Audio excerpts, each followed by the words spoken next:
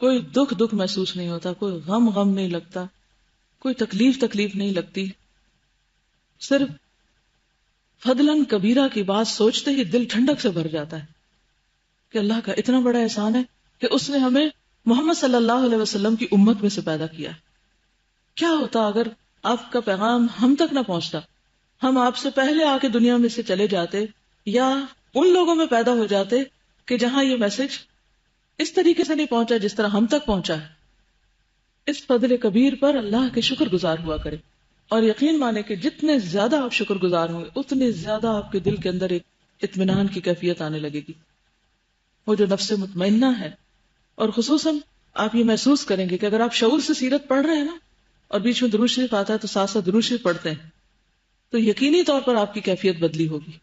اور اگر نہیں بدلی تو پھر آپ اس کو پڑھنے کا حق نہیں دے رہے. نسلوں تک امت کا یہ طریقہ رہا کہ جب کوئی پریشانی محسوس ہوتی تو بخاری شریف لے کے بیٹھ جاتے اور اسے پڑھنے لگتے کہ بار بار درود شریف آئے گا اور آپ کے اقوال کو پڑھیں گے، اور جب تک پڑھیں گے تو غم دور ہو چکا ہوگا. غم اور دل کے بوجھ اور ان ساری کیفیات کا جو ایک بہترین علاج ہے قرآن مجید کے علاوہ وہ درود شریف کا پڑھنا، آپ کی باتوں کا اور آپ کی سیرت کا پڑھنا ہے.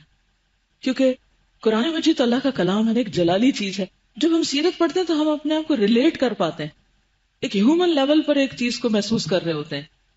پھر ہمارے اندر ایک ہوپ بڑھ جاتی، ایک یقینی کیفیت آتی کہ نہیں، اٹس پاسبل، ہم کر سکتے ہیں. اور جس علم کو پڑھ کے عمل نہ بدلے وہ تو پھر صرف بوجھ ہے، گدھے کی طرح کتابیں لادنے والی بات ہے. نبوت کا آغاز اور وحی کا نزول. پھر تیسرے سال کے رمضان میں جب آپ کی عمر کا 41واں سال چل رہا تھا، یعنی 41 ایئر شروع ہو چکا تھا، آپ صلی اللہ علیہ وسلم غار حرا کے اندر ذکر الہی اور عبادت میں مشغول تھے کہ یکا یک حضرت جبریل علیہ السلام نازل ہوئے اور آپ کو وحی و نبوت سے نوازا. حضرت عائشہ فرماتی ہیں رسول اللہ صلی اللہ علیہ وسلم پر وحی کا آغاز نیند میں اچھے خواب سے ہوا. آپ جو خواب دیکھتے وہ سپیدہ صبح کی طرح نمودار ہوتا، یعنی بالکل کلیئر، واضح. پھر آپ کو تنہائی پسند آنے لگی، چنانچہ آپ غار حرا میں خلوت اختیار فرماتے اور کئی رات گھر آئے بغیر عبادت کرتے، اور اس عرصے کے لیے توشہ بھی لے جاتے، یعنی کھانے پینے کا سامان. پھر حضرت خدیجہ رضی اللہ تعالی عنہا کے پاس واپس آتے اور اسی جیسی مدت کے لیے پھر توشہ لے جاتے، یہاں تک کہ آپ غار حرا ہی میں تھے کہ آپ کے پاس حق آ گیا، یعنی آپ کے پاس فرشتہ آیا اور کہا اقرأ، پڑھو. آپ نے فرمایا ما انا بقارئ، میں پڑھنا نہیں جانتا. آپ فرماتے ہیں فأخذنی فغطنی حتی بلغ منی الجہد ثم ارسلنی فقال اقرأ. اس پر اس نے مجھے پکڑ لیا اور زور سے دبوچا، اس زور سے کہ مجھے چور کر ڈالا، تھکا ڈالا، پھر چھوڑ کر کہا اقرأ، پڑھو. میں نے کہا ما انا بقارئ، میں پڑھنا نہیں جانتا. فأخذنی فغطنی حتی بلغ منی الجہد ثم ارسلنی فقال اقرأ. اس نے دوبارہ پکڑ کر دبوچا اور چور کر ڈالا، پھر چھوڑ کر کہا اقرأ، پڑھو. فقلت ما انا بقارئ، میں نے کہا میں پڑھا ہوا نہیں ہوں. فأخذنی فغطنی الثالثة ثم ارسلنی فقال اقرأ باسم ربک الذی خلق خلق الانسان من علق اقرأ وربک الاکرم الذی علم بالقلم علم الانسان ما لم یعلم. اگرچہ آپ کے اوپر وہ مخصوص کیفیات تو طاری ہو رہی تھی اور آپ کے اندر غیر معمولی قسم کی چینجز بھی آ رہی تھی، لیکن آپ ان کو کچھ فگر آؤٹ نہیں کر پا رہے تھے کہ کیا ہو رہا ہے. حضرت خدیجہ سمجھ نہیں تھی اور وہ پورا تعاون کر رہی تھی. دنوں کے لیے شوہر کو بھیج دینا بغیر کسی شکوے کے، بغیر کسی شکایت کے، اور ہر طرح سے سپورٹ کرنا، ایک بہت بڑی کوالٹی. بہرحال جبریل علیہ السلام آتے ہیں اور وحی نازل ہوتی. وحی کو قبول کرنے کے لیے بھی آپ کو تیار کرنا ضروری تھا. اس میں بھی ہم سب کے لیے ایک بہت بڑا سبق کہ ایک طالب علم کو اچھی طرح جھنجھوڑنا چاہیے تاکہ وہ جاگ اٹھے، قبول کر لے. ہم نے قرآن کو عزت والی رات میں اتارا. صحیح احادیث سے بھی یہ ثابت ہے کہ یہ واقعہ رات کے پچھلے پہر سوموار کی فجر طلوع ہونے سے پہلے پیش آیا. چونکہ لیلۃ القدر رمضان کی آخری 10 راتوں میں سے کسی طاق رات میں ہوا کرتی ہے، اور اس سال سوموار 21 رمضان کو لیلۃ القدر تھی، اس لیے اس سے یہ نتیجہ نکلتا ہے کہ آپ صلی اللہ علیہ وسلم کی نبوت آپ کی پیدائش کے 41ویں سال 21 یعنی 21 رمضان سوموار کی رات شروع ہوئی. اس روز اگست کی 10 تاریخ تھی. اتفاق سے اس سال بھی اگست میں رمضان آ رہا ہے. اور 610 عیسوی قمری حساب سے اس وقت آپ صلی اللہ علیہ وسلم کی عمر 40 سال 6 مہینے 12 دن تھی. ایک دن گنا لوگوں نے.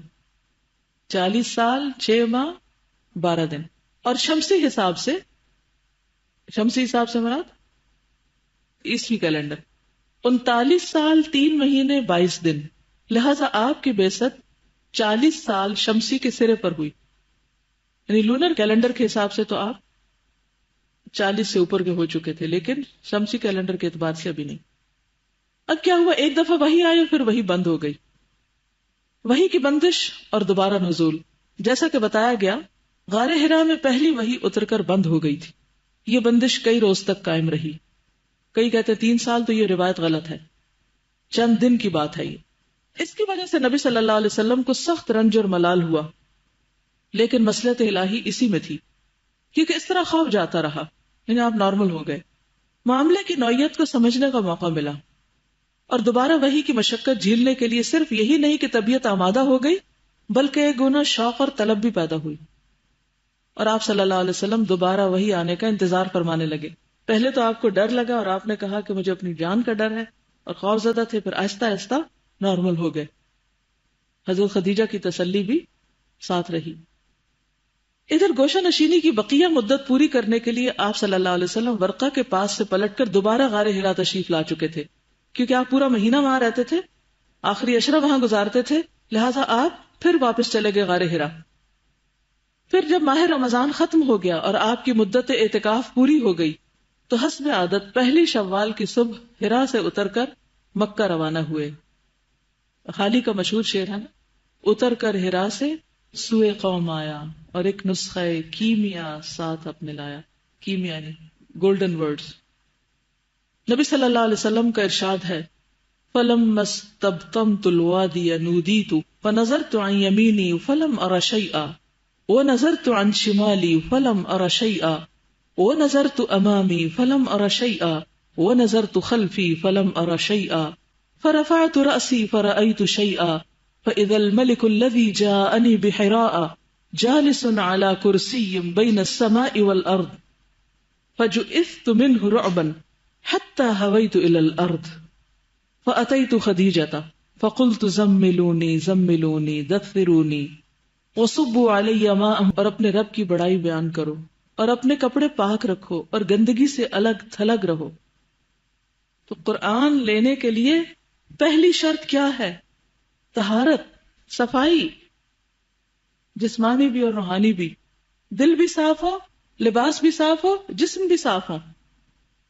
اس لیے خاص اہتمام کرنا چاہیے طہارت و نظافت کا جب آپ قرآن مجید پڑھا رہے ہوں. یہ واقعہ نماز فرض ہونے سے پہلے کا ہے. اس کے بعد وحی میں تیزی آ گئی، چنانچہ پے در پے وحی آنے لگی، یا کے بعد دیگرے. ان آیات سے آپ کی رسالت شروع ہوئی. پہلے آپ کو نبی بنایا گیا تھا، یہاں رسول بنایا گیا. یہ فرق ہے.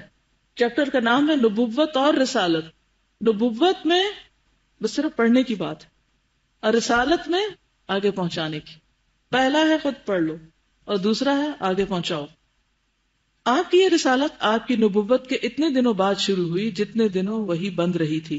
ان آیات میں آپ صلی اللہ علیہ وسلم کو 2 طرح کے کام سونپے گئے ہیں، اور دونوں کے نتائج بھی بتا دیے گئے ہیں. ایک کام یہ ہے کہ آپ لوگوں کو اللہ کا حکم بتائیں اور بدعملی کے نتائج سے ڈرائیں. آپ کو یہ حکم قم فانذر، اٹھ اور ڈرا کے ذریعے سے دیا گیا ہے، کیونکہ اس کے معنی یہ ہے کہ آپ لوگوں کو یہ بتا اور سمجھا دیں کہ وہ جس طرح کی گمراہی اور بدعملی میں مبتلا ہیں اور غیر اللہ کی پوجا اور اللہ کی بعض صفات اور افعال اور حقوق میں دوسروں کو شریک ٹھہرانے کا جو کام کر رہے ہیں، اللہ تعالیٰ اس پر ان کو عذاب دے گا. تو سب سے پہلے کس سے روکا گیا؟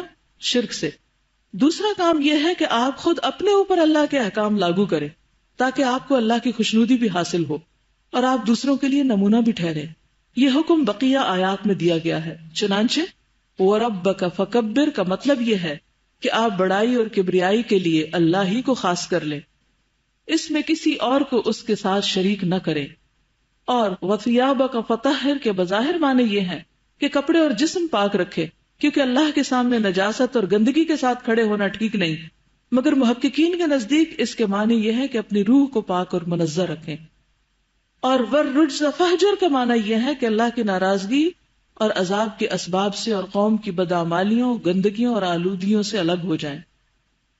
اور وَلَا تَمْنُن تَسْتَكْثِرْ زیادہ چاہنے کے لیے احسان نہ کر کا مطلب یہ ہے کہ اس دنیا میں احسان کے بدلے کی خواہش اور امید نہ رکھیں، بلکہ یہ سمجھ لے کہ یہ مشکلات اور آزمائشوں کا راستہ ہے. لہذا اپنی قوم کا دین چھوڑنے اور ایک اللہ کی طرف بلانے پر تکالیف اور دشواریاں سہنے کے لیے تیار رہیں. حضرت عائشہ کہتی ہے کہ بعض اوقات وہی نازل ہو رہی ہوتی ہے اور آپ سواری پہ ہوتے، اونٹنی پہ ہوتے، تو جانور اپنی گردن زمین پہ ڈال دیتے، یعنی اونٹنی اپنی گردن جھکا دیتی اور یوں لگتا کہ جیسے وہ کمر ٹوٹ جائے گی اس کی، اتنا بوجھ ہوتا تھا. حضرت اسما کہتی ہے کہ جس وقت نبی صلی اللہ علیہ وسلم پر سورۃ المائدہ مکمل نازل ہوئی تو ان کی اونٹنی کی لگام میں نے پکڑی ہوئی تھی، اور وہی کے بوجھ سے ایسا معلوم ہوتا تھا کہ اونٹنی کا بازو ٹوٹ جائے گا، یعنی چرچرا رہی تھی ایک طرح سے. پھر اسی طرح یہ تھا آپ کو فکر ہوتی تھی کہ کہیں میں بھول نہ جاؤں، تو آپ جلدی جلدی اس کو پیچھے دہرانے لگتے، جس کا ذکر سورۃ القیامہ میں آتا ہے. اللہ تعالیٰ نے فرمایا کہ لا تحرک بہ لسانک لتعجل بہ، آپ تیز تیز اس کو مت دہرائیں.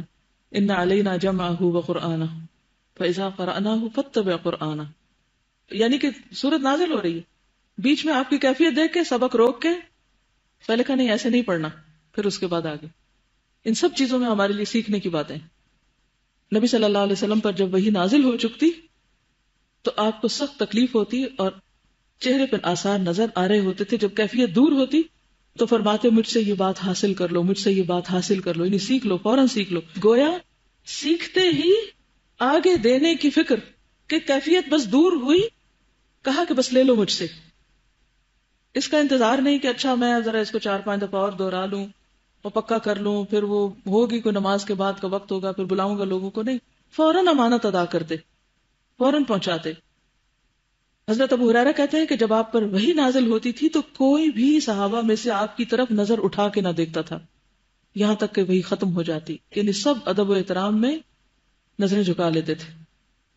صحیح مسلم کی روایت میں آتا ہے وَنَكَسَ أَصْحَابُهُ رُؤُوسَهُمْ، آپ صلی اللہ علیہ وسلم کے صحابہ اپنے سروں کو جھکا لیتے تھے، اور کچھ صحابہ تو سارا وقت آپ کے ارد گرد رہتے، جن میں سے حضرت ابو ہریرہ بھی تھے. انصار اپنے کاموں کو چلے جاتے، کھیتی باڑی کے لیے، مہاجرین بھی کچھ تجارت وغیرہ کے لیے چلے جاتے، ظاہر زندگی کی ضروریات تھی. لیکن کچھ صحابہ اصحاب صفہ میں سے مسلسل بغیر کسی وقفے کے آپ کے ساتھ رہتے، اور جو کچھ آپ فرماتے عام زندگی میں یا وحی سے متعلق کچھ آپ بتاتے وہ فوراً اس کو محفوظ کر لیتے تھے.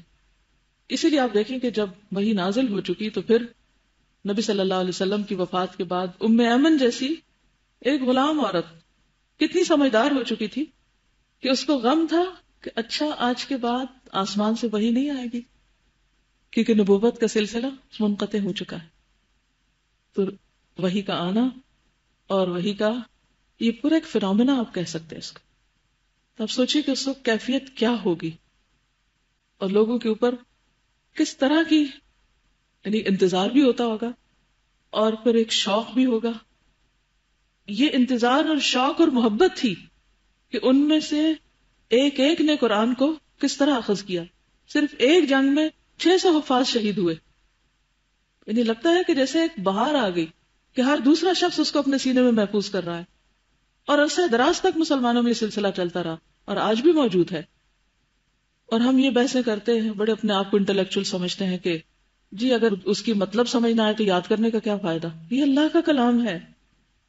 یہ تو ایسے ہی ہے جیسے کہ یہ اس ایپل کی مجھے پوری نیوٹریشن ویلیو مجھے نہیں پتا، تو جب پتا نہ ہو تو پھر کھانے کا کیا فائدہ.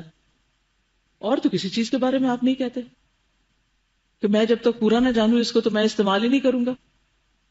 نہیں، آپ اپنی ضرورت کے تحت لیتے رہتے ہیں چاہے اس کا فائدہ ہو یا نقصان. تو قرآن ہی کے معاملے میں ہم حجت بازیاں کیوں کرتے ہیں؟ صرف ایک بات ہی کافی ہے کہ یہ اللہ کا کلام ہے، جبریل امین کے ذریعے آیا ہے، رسول اللہ صلی اللہ علیہ وسلم کے قلب مبارک پر آیا ہے، لوگوں کو خبردار کرنے کے لیے آیا ہے تاکہ وہ اس آگ سے بچ سکے۔